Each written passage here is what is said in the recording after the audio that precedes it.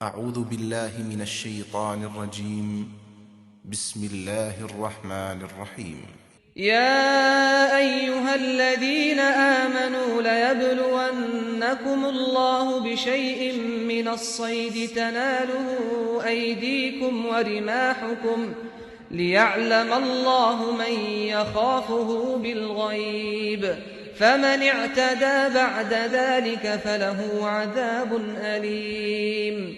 يا أيها الذين آمنوا لا تقتلوا الصيد وأنتم حرم ومن قتله منكم متعمدا فجزاء مثل ما قتل من النعم يحكم به ذوى عدل منكم هديا بالغ الكعبة أو كفارة طعام مساكين أو عدل ذلك صياما ليذوق وبال أمره عفى الله عما سلف ومن عاد فينتقم الله منه والله عزيز ذو انتقام. أحل لكم صيد البحر وطعامه متاعا لكم وللسيارة وحرم عليكم صيد البر ما دمتم حرما واتقوا الله الذي إليه تحشرون. جعل الله الكعبة البيت الحرام قياما للناس والشهر الحرام والهدي والقلائد ذلك لتعلموا أن الله يعلم ما في السماوات وما في الأرض وأن الله بكل شيء عليم. اعلموا أن الله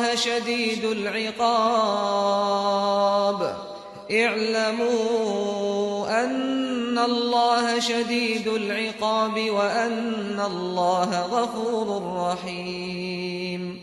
ما على الرسول إلا البلاغ والله يعلم ما تبدون وما تكتمون.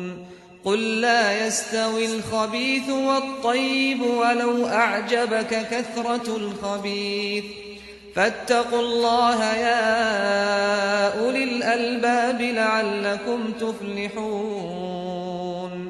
ایمان والو، اللہ کچھ ایسے شکار کے ذریعے سے تمہیں ضرور آزمائش میں ڈالے گا جو تمہارے ہاتھوں اور نیزوں کی زد میں ہوگا، تاکہ اللہ دیکھ لے کہ تم میں سے کون بن دیکھے اس سے ڈرتا ہے اور کون نہیں ڈرتا۔ پھر جس نے اس تنبیہ کے بعد بھی اللہ کے مقرر کیے ہوئے حدود سے تجاوز کیا، اس کے لیے ایک دردناک سزا ہے۔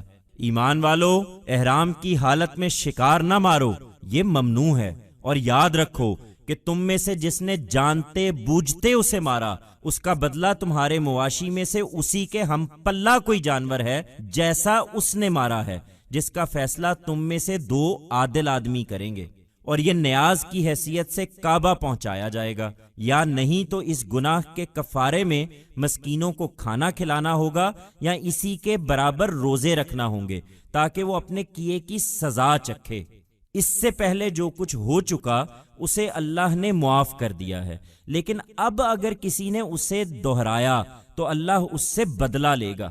اللہ زبردست ہے، وہ بدلہ لینے والا ہے۔ تمہارے لیے دریا کا شکار اور اس کا کھانا جائز ہے، تمہارے اور تمہارے قافلوں کے زیادہ راہ کے لیے، جب تک تم احرام کی حالت میں ہو۔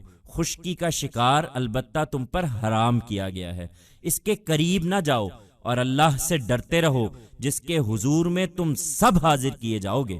اللہ نے حرمت والے گھر کعبہ کو لوگوں کے لیے مرکز بنایا ہے، اور حرمت کے مہینوں، قربانی کے جانوروں، ان سب جانوروں کو شعیرہ ٹھہرا دیا ہے جن کے گلے میں نظر کی علامت کے طور پر پٹے ڈال دیے گئے ہوں۔ یہ اس لیے شعیرہ ٹھہرائے گئے ہیں کہ تم پر واضح رہے کہ اللہ جانتا ہے جو کچھ زمین اور آسمانوں میں ہے، اور یہ بھی کہ اللہ ہر چیز سے واقف ہے۔ خبردار ہو جاؤ، اللہ سخت سزا دینے والا ہے، اور اللہ بڑا بخشنے والا اور مہربان بھی ہے۔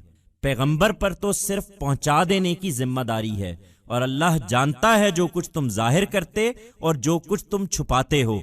कह दो कि पाक और नापाक दोनों यकसां नहीं हैं, अगरचे नापाक की कसरत तुम्हें कितना ही फरेफ्ता करने वाली हो। सो अल्लाह से डरते रहो अकल वालो, ताकि तुम फलाह पाओ। Believers, God will surely test you through a prey which will be accessible to your hands and spears, so that God may see who, among you, fears him without observing, and who does not. Then he who transgressed the bounds prescribed by God even after this admonition, for him there is a woeful punishment.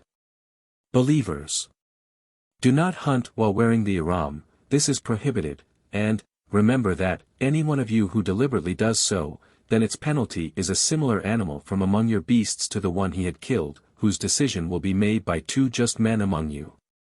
And this will be sent to the Baytullah as an offering, or, if this is not possible, then, in expiation, either the poor should be fed or a similar number of fasts be kept so that he may taste the consequences of his deed. God has forgiven what has been done in the past, but if anyone does it again, God will exact revenge from him. God is mighty, capable of revenge. Lawful for you is the prey you catch from the sea and its eating as a provision for you and for your caravans.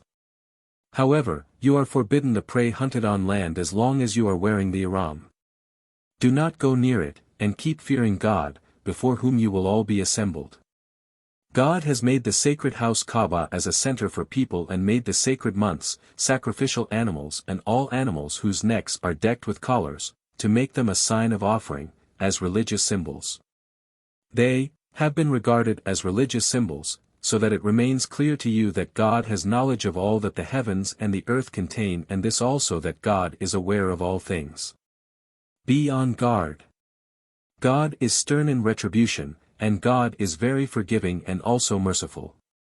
The only responsibility of the messenger is to communicate, and God knows what you reveal and what you conceal. Say, the pure and the impure are not alike, even though the abundance of the impure may however much infatuate you. Thus, keep fearing God, you men of understanding, so that you may succeed.